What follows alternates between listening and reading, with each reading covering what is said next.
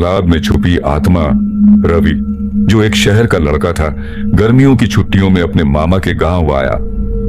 Mummy papa ने सोचा कि उसे यहाँ कुछ सुकून मिलेगा, लेकिन रवि को यह गांव थोड़ा अजीब सा लगा।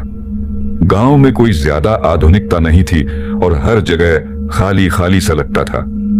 लोग बहुत शांत थे, लेकिन जो बातें रवि को सबसे ज्यादा चौंकाती थीं, वह थी गांव का एक पुराना तालाब और उसकी रहस्यमयी कहानी। गांव वाले कहते थे कि तालाब के पास एक बच्चे की आत्मा बसी है। कई साल पहले उस तालाब के पास एक बच्चा डूब कर मारा था और तब से उसकी आत्मा शांति की तलाश में भटक रही है। गांव वाले उस तालाब के पास जाने से डरते थे। वे कहते थे कि रात को जब चांद अपनी पूरी चांदनी छोड़ता है, तब तालाब के पानी में एक मासूम बच्चे का चेहरा उभरता है। रवि ने इन बातों को बकवास समझा। वह तो बस यह सोचता था कि यह सब सिर्फ डर के लिए गढ़ी गई कहानियां हैं। उसे लगा ऐसा कुछ नहीं हो सकता। तो एक रात जब सभी सो रहे थे, रवि ने ठान लिया कि वह तालाब के पास जाएगा और देखेगा कि यह सब सिर्फ अफवाह है या कुछ और। चांदनी रात थी और हवाएं धीमे धीमे बह रही थीं। रवि बिना किसी को बताए घर से बाहर निकल गया। जैसे ही वह तालाब के पास पहुंचा, उसे थोड़ा अजीब महसूस हुआ। चारों ओर घना सन्नाटा था, बस हंसी की हल्की सी आवाजें, जैसे कोई बहुत दूर से उसे पुकार रहा हो। रवि ने डर को नकारते हुए तालाब की तरफ कदम बढ़ाए। वह तालाब के किनारे पर खड़ा था। पानी में हल्की सी लहरें आ रही थीं। अचानक पानी में हलचल हुई और एक छोटी सी बच्ची का चेहरा पानी के ऊपर उभर आया। उसकी आंखें खाली और उदास थीं, जैसे वह किसी गहरे दर्द में डूबी हो। उसकी आंखों में कुछ ऐसा था जो रवि को डराने के लिए काफी था। रवि ने हिम्मत जुटाकर पूछा, तुम कौन हो? बच्ची की आवाज बहुत धीमी और डरावनी थी। मैं चिराग हूं, मुझे इंसाफ चाहिए, उसने कहा, और उसके बाद अचानक पानी में गायब हो गई। रवि खड़ा रह गया, यह सोचते हुए कि वह क्या देख चुका था। क्या वह सपना था या कुछ और? रवि ने अगले दिन गांव के बुजुर्गों से उस तालाब के बारे में और जानकारी ली। एक बुजुर्ग महिला ने बताया, वो बच्चा चिराग था। वह बहुत होशियार था, लेकिन कुछ लोगों को उसकी आदतें पसंद नहीं आती थीं।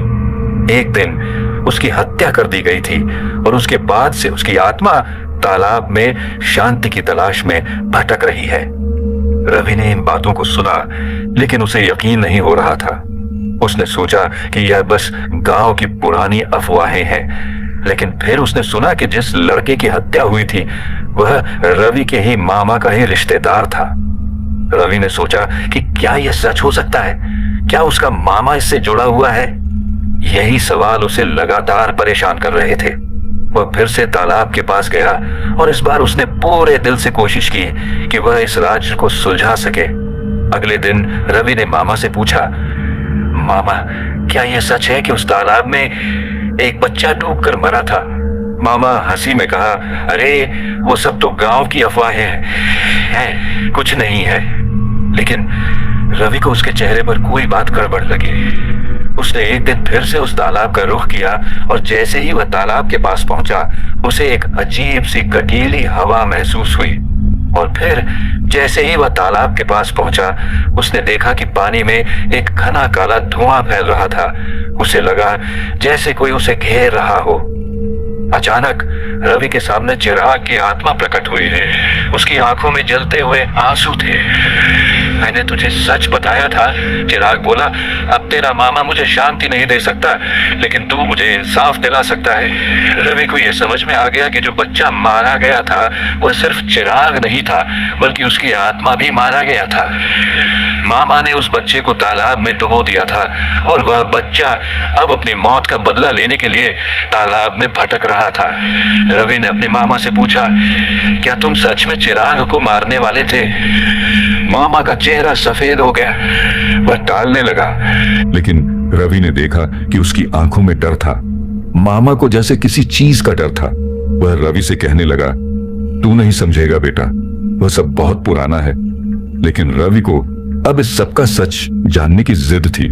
वह तालाब के पास गया और देखा कि चिराग की आत्मा वहां फिर से खड़ी थी। चिराग ने कहा, अब मेरा बदला पूरा होगा।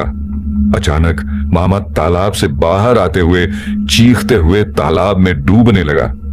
उसका शरीर पानी में गायब हो गया। रवि डर के साथ भागा, लेकिन उसे अब यह समझ में आ गया कि चिराग की आत्मा को शांति मिल चुकी थी।